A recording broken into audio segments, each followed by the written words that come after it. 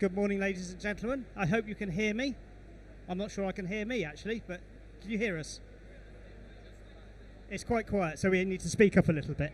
Excellent. Okay, good morning, everyone. I'm Andrew McClelland, consultant with IMRG and co-founder of the Data Project, which does sound a bit dull, but basically I'm an external data protection officer for a range of retail brands. Wiz. Hi, my name's... Can you hear me? You have to up closer. Yeah, perfect. Right, okay, close. right in there. My name's Wiz. I'm the founder of Wiz & Co., a brand and retail strategy agency.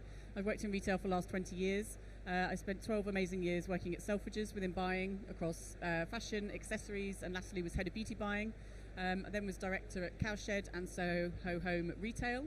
And then I spent the last 7 years working with clients such as Ocado, Next, Fenwick, Dermalogica, Unilever, and I'm also a strategy mentor and advisor to brand founders as well. Excellent, thank you very much. So, we're here to talk a little bit about consumer trends and consumer behaviour. And when you and I were talking about this, or what we were going to discuss today, one of our observations was it's a bit scary when retailers have to talk about putting customers first. So where are you coming from on that? I think if you don't put customers first, you get completely lost, and yeah, you see a decline in sales ultimately. If you're not thinking about the customer and how they are shopping, what they want to buy, how they're feeling, their emotions, then you have a big disconnect between your sales and your profit. And I think there's a danger within retail as well that different divisions within the company get further removed from the commercial piece, actually more likely to forget the customer even quicker. So when we're looking at the retail proposition, where are we thinking about how is the customer expecting us to talk to them, and what are they expecting from us? I think consistency, certainly from a brand point of view, and obviously my background is working with thousands of brands over the years from my time at Selfridges, and ultimately, customers want to have an affinity with the brand, certainly with brands they love. I think we've obviously seen a huge shift through the pandemic and obviously being in a cost of living crisis, and we have all thought about those brands that either we continue to buy because we feel a connection to them, the things that we don't necessarily want to buy, or the products that we aren't brand loyal to and we're potentially focused on price. So it's a really interesting time at the moment because it's about the brands that stand out, and the brands that make that emotive connection are the ones that ultimately win. And whether that's a brand or that's a retailer selling a house of brands, then it's how you create that connection and stay top of mind, particularly when people are thinking about what they're spending and where they're spending it. So I think there's also a danger when we're talking about brand. There can be a confusion between the manufacturer brand and the retail brand. What we're talking about at the moment really is how the customer is relating to the retail brand and how the retailer talks about their brand to their customers. How important do you think that is really to the customer, or is it depends on what the brand is, what the retailer's selling to the customer, what the price point is? I think it varies across product and across brand, but ultimately, if you want to be the brand of choice, and the customer might not necessarily be aware of this, I think that's the point. A lot of this is subliminal as well, but customers are really thinking about where they're spending their money and what they're prepared to splurge on and what they're prepared to not splurge on. And having spent a lot of time working in the luxury sector, but also working with people like grocers, for example, I've done stuff with Ocado and Sainsbury's. It's really about how can you position your brand or yourself as a retailer as top of mind to be that product or that brand that people are going to choose time and time again. And I don't think luxury is necessarily a price point anymore. And you're seeing the boom of brands where actually people thinking, actually, I'm still going to spend money on that, but it might only cost £5 or £10. I mean, we think of luxury as a designer handbag or an expensive pair of trainers. That's something that we potentially save up for, or that's a treat. But actually, what we're really seeing in the current climate is people are thinking about that, whether it's potentially buying a nice bottle of gin for the weekend to drink at home, or it's where they're going out to eat. So I think looking at the pillars of luxury and how you apply them to your business and your brand and how you connect with customers is a really valuable opportunity when you're kind of looking at what the current climate is and how we kind of evolve from this over the next couple of years. And of course, there's a relationship between price point and the value of the brand and how much the customer relates to the brand and whether they're prepared to pay the little bit extra because of the brand. Do you think that relationship's a bit more tenuous when economic times are a little bit strained? People might trade down a bit in a product to stay with the same brand or switch brands completely? Yeah, absolutely. And at times like this, we're seeing the biggest amount of brand switches ever that's out there. I think we all know the brands that we continue to want to buy. There's certain products or brands that we just completely stop buying altogether, or there's brands that we then downgrade or we choose based on price because we want to make some cost savings there, but in other areas of our lives we still want to kind of have a treat. And you see this across different categories. So I've done a lot of work in the beauty space, and it's called the lipstick effect, where actually in any recession, beauty is a very buoyant category because people don't necessarily go out and buy fashion, but they're going out the weekend, so they buy a new lipstick. So beauty is something that continues to stay afloat during a recession when other areas potentially you stop buying or you reinvent your wardrobe you've already got, or start shopping second-hand. Because it's quite interesting that the sales figures that IMRG record, you'll actually see that accessories do quite well and beauty does quite well when things are a little bit tight because people might not want to spend as much money, so they accessorise an existing outfit, or they might treat themselves to a bit of health and beauty to upscale. Anyway, we've talked enough, I think, about some of the risks. How do we as brands start or continue that conversation with our customers to increase sales? And I know you and I talked a little bit about personalisation. Yeah. It can be a bit of a buzzword. First of all, do we as customers expect personalisation, or do we expect to go to a brand and, well, we've chosen the brand, we kind of understand what it stands for, I don't care whether they know whether it's Andrew or not? Yeah, I mean, it's a really interesting topic, and I think it's so different across physical retail and digital retail as well, because personalisation, we can start to analyse data across digital channels, and that's quite easy. You start adding people's names automatically to emails on a very basic level, all the way down to kind of segmenting customers at different stages and understanding their purchase behaviour and how they shop and building loyalty. But actually then it's very different when you're going into a store as well, because you're walking into that store, and how does that customer or that member of staff necessarily know anything about each other or what their needs are, and they don't. But ultimately the customer wants to feel understood, and they want to find something that's right for them. And one of the biggest trends that we've been seeing certainly this year is kind of post-pandemic. Obviously during the pandemic we had a big digital boom online, lots of D2C growth, certainly from the brand side, and actually what we're seeing now is the sales have plateaued, and actually the sales of digital are actually at the same level that was forecast pre-pandemic. What's becoming more important is physical shopping. People want to go back out and browse and touch things and interact, and if people are going into a store, they ultimately want customer service, or to see a product, or to touch and feel it, to try it on, to browse. So although there was that digital boom, we've seen things kind of level out, but it's still a very important playing field, because actually customers are researching more and more online before they purchase. So kind of digital has kind of become into this kind of, even, I suppose, great importance, but not necessarily always for purchase as well. So it's again harder to track, harder to personalise, because if people are then looking at multiple different touch points, browsing online, and ultimately then the member of so the customer becomes the expert. It's so often that they go into a store and they have looked, certainly again we're going to reference beauty, they've been searching for something, they've got a problem with their skin, or it's just not behaving quite as they want. They've researched multiple different blogs, Instagram, asked their friends, different websites, read different articles, and then they go into the store and they expect that member of staff to know everything about that product. that member of staff is maybe looking after 500 different SKUs. So it's then very hard for them to be the expert across all of those ranges when that customer has already done that research already. So it's it can then be challenging how you kind of link those personalisation points across different channels.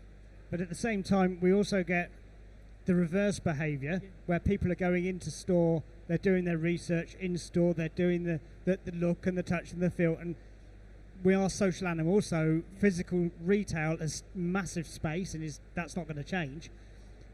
But we're also after a bit of a deal as well. Yeah. So this is where you get the traffic going back. So how can you replicate some of those brand values online that you're trying to use your store staff to do? Yeah, I think there's a number of different things. I think it's definitely about getting the store staff on board with the whole business strategy, really starting to understand, so they start to understand what the objectives are. Also rewarding those members of staff for potentially collecting email lists, for if you have a loyalty scheme, to be able to let that member of staff access that customer details so they can give them a better service in store, and also then reward those customers for coming back and shopping across multiple different channels. Certainly when you're a multi-brand retailer, because this can be a real challenge. So I think it's really starting to, I suppose, connect the dots between the different channels, because the customer is not thinking about the different channels, they're just going where they want to find out information or potentially see the products. So either creating exclusive experiences in store, pop-ups, events, how can you kind of bring your best customers together. And this is certainly something I see from working with big corporates to also independent brand founders that are scaling, is what can you be doing for your best customers. And I think a lot of businesses are very focused on new customer acquisition, building that brand awareness, which of course is really important. But I always encourage people to look at the full customer journey, because actually it can be a much more profitable way to grow a business, is focusing on that retention, focusing on building brand loyalty, and really focusing on building brand advocates. Because once people have an amazing experience with your business, they're then going to go and rave about it and tell their friends about it as well. So I think it's really important to really look at that customer journey, those 6 different stages, and where you're spending your time and your energy, and of course your budget. So I know when we started our conversation last week, I said I always had a problem with the name of this theatre, because if you start talking about omni-channel, all we're doing is talking about retail, and actually the channel doesn't matter. And I think you touched on that with we as customers. We always talk about customers in the third person. We are customers. How would we trade or expect a brand to talk to us? So when you start looking at the digital side, how are we looking to replicate some of those requirements? So if you look at the retailers that are doing well at the moment, they're ones that stayed true to their brand. So the brand might change. So how important is understanding what your brand is about to start with? Oh, it's super important. I mean, I think someone who's trading amazingly well at the moment, and if you'd asked me 5 years ago, I would not necessarily expect to have seen what they're doing now, is Marks and Spencer's. And it's a very challenging. I was actually talking at an event a couple of weeks ago, and the director from Marks and Spencer's was there as well, and we were having a conversation. And one of the challenges there is everyone has, pros and cons. Everyone knows Marks and Spencer's. Everyone's got a connection with it, whether it's they buy their knickers there, or they just buy their food there, or they get a work dress. But actually they needed to evolve with the way the consumer was shopping. They've needed to look at what their brand mix was, how they become bigger in the fashion space, how they get more reach within food. And they've tried a huge amount of things over the last 3 years. They've launched a huge amount of partnerships, whether it's food and Ocado, it's all of the third-party brands and the marketplace that they've launched to be able to offer a wider range of brands to customers. Again, something that surprised me when they launched and really excited me as well.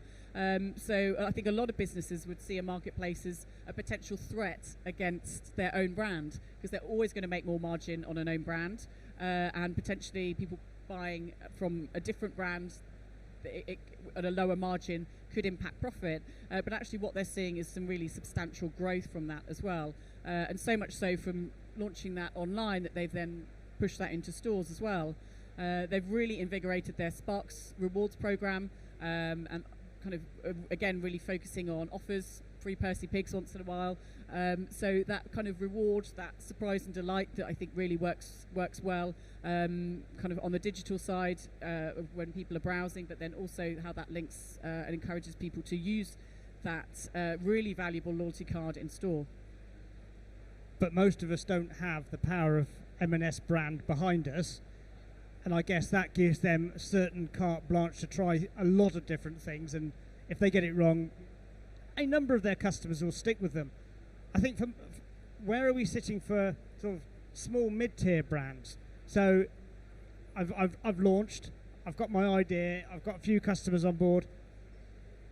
How do I make sure that I don't get carried away with chasing the customer by getting product in that's not related to me? How do I keep the balance and keep the power of the brand, or develop the brand that I want? Yeah, I mean, it's a great question, and I work with a lot of independent brands at different stages of their business. So once they've launched, if they want to pitch to retailers, I've got training programs to help guide them how to do that. Also how they then trade with large retailers, and then how do they really build the hype for that brand that can really accelerate their growth. And again, the consistent challenge I see is brands that are going after new customer acquisition, again at the detriment of building retention and loyalty. There's a lot of low-hanging fruit, and I see it time and time again. Even with the big retailers, I see it where people are focusing. Okay, we need to get new customers, and we've obviously seen a huge shift in the digital space in the last few years. The cost of customer acquisition is much higher. Changes with cookies and iPhone updates and all sorts of things has made it much more expensive to grow a D2C business. And again, what we're seeing a real plateau against brands' D2C sites, and actually a lot of multi-brand retailers online we're seeing a lot of growth with. So customers are going back to those to some of those multi-brand retailers to kind of get that choice, to see a variety of different products. So I think it's really key to think about, if you're an emerging brand and you're growing, that you really focus on your best customers. Don't forget about those ones that are with you from the start. Use them to get feedback. Invite them to exclusive events, intimate dinners. The amount of feedback that you will get from your best customers and giving them an amazing experience, and then getting them to tell their friends about it, it can be huge and can really start to kind of build momentum. And it's not to do that at the detriment of building brand awareness, but actually trying to get that balance right is really key. So I see that across brands of different shapes and sizes. I think what's also becoming more important is, for a lot of brands, is getting into those big retailers. It can be a challenge. There's more brands out there than ever. Buyers get 100 pictures a week from new brands, and you have to be very succinct and clear about what your point of difference is, and why you will provide the commercial opportunity to those retailers. But really driving the business with key retailers, and looking at your channel mix, I think, is more important than ever. Right, so we're down to our last 5 minutes. What 4 things would you suggest to these guys when they leave today? They should go back home, look at the brand, look at their business. What are the top 4 things they should be doing? Number 1, looking at your positioning. Is it clear enough to the customer in 3 seconds what your brand does and how it's solving a problem for that customer? Are you creating an emotive connection with them? There's more brands out there than ever, so creating that emotive connection is really, really important. And that's whether you're starting a brand, whether you've been trading for a number of years, and it's something that people always come to me because they want more sales or they're in decline, but we always start at that positioning point, because that positioning often needs to evolve with the market and with the consumer as well. That's number 1. So number 2, look at your customer journey. See where you're focusing your time and energy across the 6 stages, from brand awareness to interest, purchase, retention, loyalty, and creating brand advocates. Look at that journey and see where you're spending your most time, money, budget, team's effort, and see whether you can move some of that focus towards the building more retention, loyalty, and advocates. Number 3, look at your channel mix. Do you need to expand into more channels? Where's the biggest opportunity for growth? Do you sometimes need to reduce your distribution strategy? Also seen brands that are over distributed as well. I always say the distribution strategy isn't for life. So you can move away from different retailers and focus on some bigger ones as your brand grows. And then the fourth one, I would say, is choose one more.